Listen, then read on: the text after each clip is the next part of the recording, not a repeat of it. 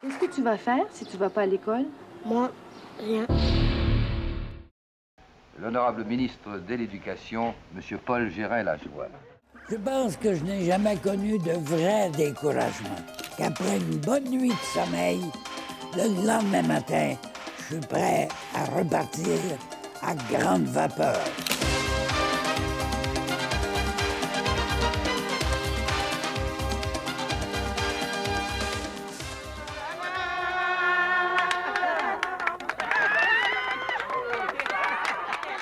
Le 19 mars 1964, il y a donc 20 ans cette semaine, M. Paul Gérin-Lajoie devenait le tout premier ministre de l'Éducation dans l'histoire du Québec. Demain, le 1er mai, marquera le mois du 25e anniversaire de la création du ministère de l'Éducation.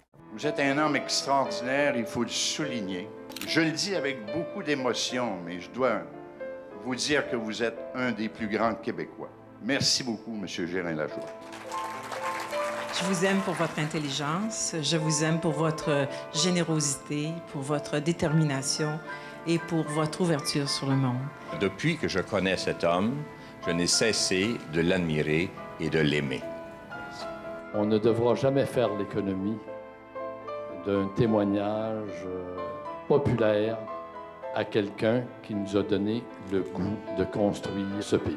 Merci beaucoup de nous avoir fait rêver de changer les choses.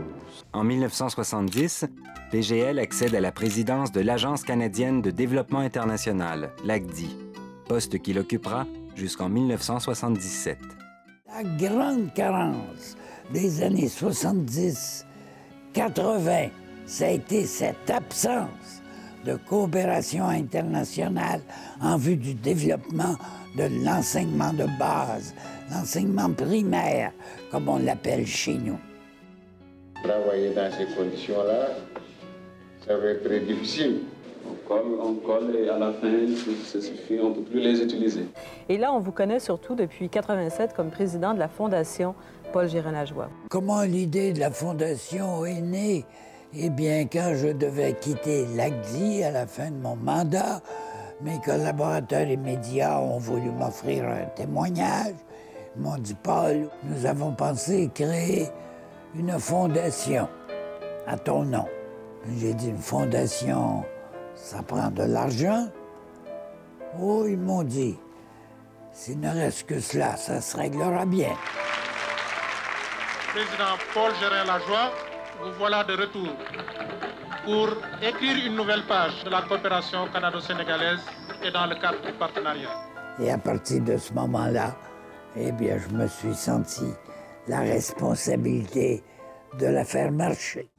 Au Sénégal, au Mali et en Haïti, où la Fondation intervient, il faut construire de nouvelles écoles, préparer des salles de classe, les équiper de tables bancs, fournir des livres et du matériel scolaire.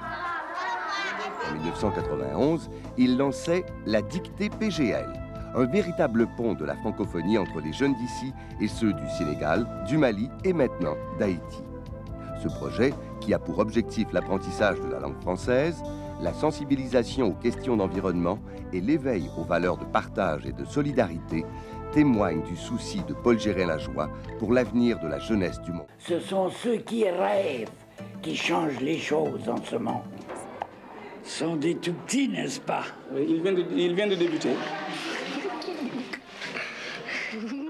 L'objectif, ça devrait être d'assurer l'éducation des enfants du tiers-monde, un par un, avec la confiance qu'un jour, on atteindra tous les enfants du monde.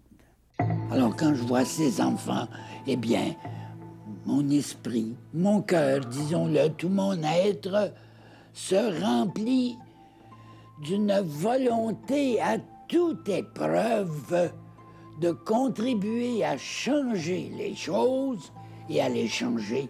Comment? En aidant enseignants, directeurs d'école, parents d'élèves à bâtir eux-mêmes l'école nécessaire à leurs enfants. Qu'est-ce que vous aimez le plus à l'école? Le vocabulaire, la conjugaison, l'observation. Alors, au nom de milliers et de milliers d'enfants d'ici et de partout dans le monde, vous dis merci, M. Gérin-Lajoie, et bravo pour le travail que vous accomplissez avec toute votre équipe.